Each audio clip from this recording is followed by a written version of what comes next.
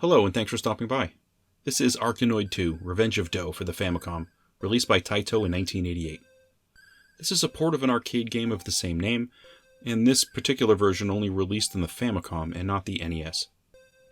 Now, the original Arkanoid, it's an arcade classic, and this game takes it a step further. There is a basic story with the game, although with this type of game, the story is usually lost in the large scheme of things. Here, some enemy named Dough has returned, and he's seeking revenge by destroying your space vessel. You take control of this paddle ship, and you need to work through the various mazes to defeat Dough. You do this by bouncing this ball back and forth. Like I said, the story is lost in the fray for this one, but overall we got a puzzle game, and it feels super difficult to me. It's a classic, and it's kind of like Pong, but it's a puzzle. There are a total of 64 levels in this game, but you only have to beat 32 of them. Basically, you choose your next level when you clear the current one you're on. When you clear a level, at the bottom, these gates open up, and you can move your paddle to the left or right, and it just advances you one level. I don't think this is a mechanic the game really needed, but it's nice to have. You launch a ball into play by pressing the A button, and when it bounces back down to you, you move the paddle left and right, and you try to redirect the ball back into the playfield. The idea is to bounce the ball off and destroy all the breakable blocks in the level. There are some new brick types in this game. Some bricks will regenerate, some bricks will take multiple hits to destroy. I guess it's a little different than the first game. I mean, the regenerating bricks are pretty neat, and you actually don't have to destroy them to advance to the next level. They're really more of an obstacle, more than a target. There are also various power-ups that you can grab along the way. Some are going to give you offensive fire, which can be useful in some situations. Some let you catch a ball, stuff like that. They're nice mechanics to have from time to time, and it helps keep certain things from getting boring, I guess. There are also enemy objects or creatures maybe that might be running around the level. They're just more obstacles to beat or get around. Now the first level, Round 0, is confusing to me, and it's strangely difficult. It's a room that is not filled with blocks, but instead is filled with a large statue. Looks like it belongs on Easter Island. You bounce the ball off it a few times to destroy it. And it's not easy to do, because this statue starts shooting energy balls at you, and there's not a lot of space in the screen to dodge them. I was not expecting this, and it took me plenty of time to get past it, actually. It's a little frustrating to start a game like this, because it's really easy to lose lives on this stage, and you don't want to actually start the first real level down one or more lives. I was wondering what was going on here, and then after I did some research, I realized this first level here, this level 0, it's apparently the last level of the prior game. You basically beat the boss, and then you start with the story of Game 2. I think the difficulty here and the concept of redoing the last game's final stage, I think it's interesting, but I think it's unnecessary, and it's really too difficult for a first level. I think it frustrates new players more than getting them engaged, that's for sure, because you're killing them before they get a chance to actually start breaking blocks, and that's what the game's about.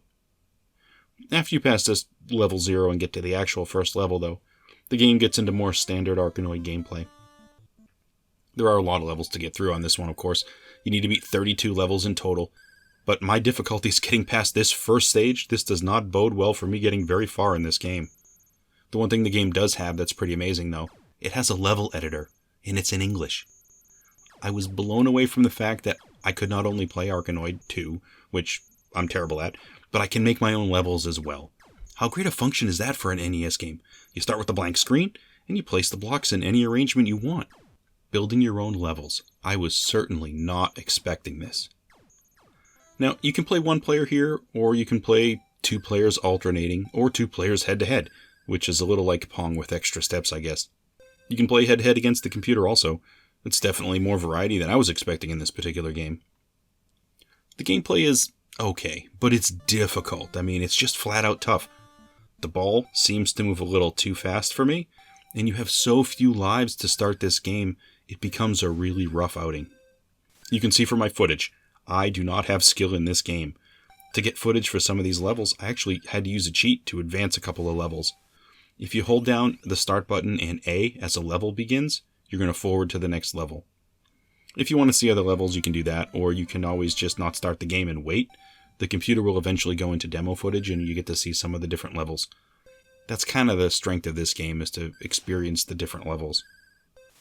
The music in this one, it's fine for an NES game, it's simple, but, some games are really poor in the music area. I think this one works just fine. The thing with this game is, even though it's really difficult, I can't think of a good reason they wouldn't want to make a version of this game for the NES stateside. it was a popular enough property, people would recognize the name.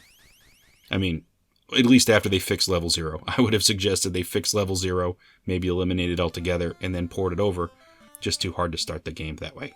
But besides that, I feel like this game had all the classic pieces of a good arcade game, and it's definitely better than some of the arcade games I've seen for the NES. Knowing how many terrible games there also are in that repertoire, to have them pass on one that's at least somewhat decent, that's kind of strange to me. This game also shipped with a special controller. It's shipped with an Arkanoid paddle.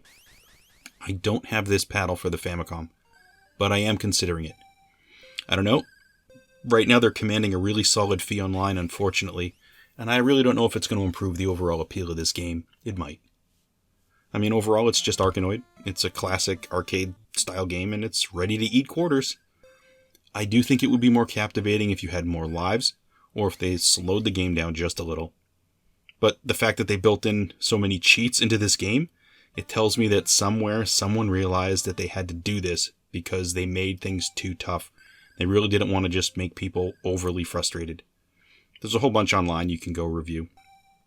Well, that's all I have today for Arkanoid 2 for the Famicom. Thanks for stopping by to take a look, and I'll catch you on another video.